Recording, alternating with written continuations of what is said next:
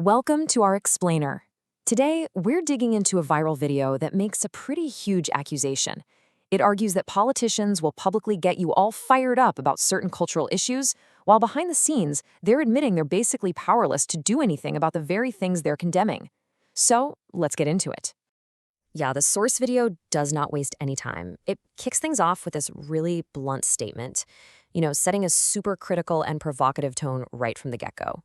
The main idea here is that politicians will say absolutely whatever it takes to get elected, especially when it comes to these really divisive cultural topics. So, where does this whole argument even begin? Well, the video builds its entire case around this one specific event in London, and it frames it as a massive symbol of a huge cultural shift happening. The source uses some really strong language to describe a public gathering that happened in Trafalgar Square. From there, it immediately pivots to the reaction of British politician Nigel Farage, setting him up as like the perfect example of this political hypocrisy it's talking about. And this is the quote the source really zeroes in on. It's presented as this fiery public statement of outrage, the kind of thing meant to really connect with voters who feel like their culture is slipping away. But, and this is the key, the source argues there's a whole other side to this story. Okay, so this is where we get to the absolute heart of the video's claim, that behind all that public anger, there's a completely different private calculation going on, and it's all based on what the source calls demographic reality. This slide really just lays it all out, right? On one side, you have that public promise of defiance, but on the other, you have a statement where the very same politician apparently admits that, look, if they alienate Muslim voters, it's political suicide. This right here is the central contradiction the entire video is built around. Now, to justify why a politician would even think that way, the source throws out this statistic. It claims the Muslim population in Britain is shooting up by 75% every decade. The video says this rapid change is why politicians feel like they just can't afford to take a hard line, no matter what they say in public. So what the source is basically saying is that this creates a kind of political trap.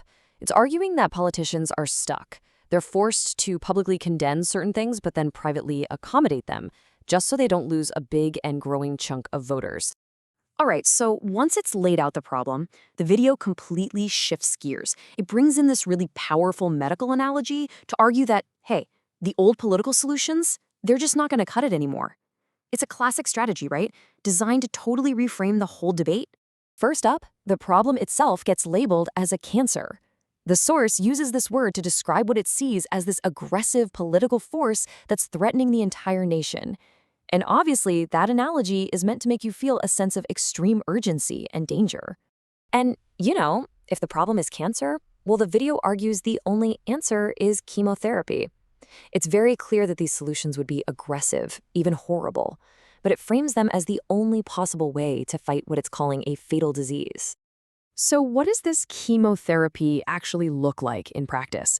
Well, the source doesn't leave it abstract. It gives some pretty specific examples, things like widespread immigration bans or even banning what it describes as a political entity that pretends it's a religion. These are the kind of aggressive measures it's talking about. And what this all boils down to is a really stark choice the source wants you to make. It's a classic rhetorical move, basically giving you only two options. Either you enact these uncomfortable, horrible solutions, or you face the loss of your freedom and the threat of violence. In this argument, there is just no middle ground. And that brings us to the grand finale of the video. After calling politicians hypocrites and saying moderation has failed, the source wraps everything up with a direct challenge to everyone watching. So the final point the source really drives home is this: the time for being polite or sensible in politics is just over.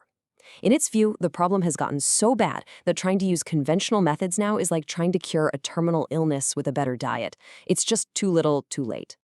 And that's how the video ends, not with a statement, but with a question. After making its whole case, the source just leaves the audience with this challenge. It's demanding an answer, and it's implying that anything less than the chemotherapy it described is basically a death sentence for the nation. A pretty provocative end to a very provocative argument.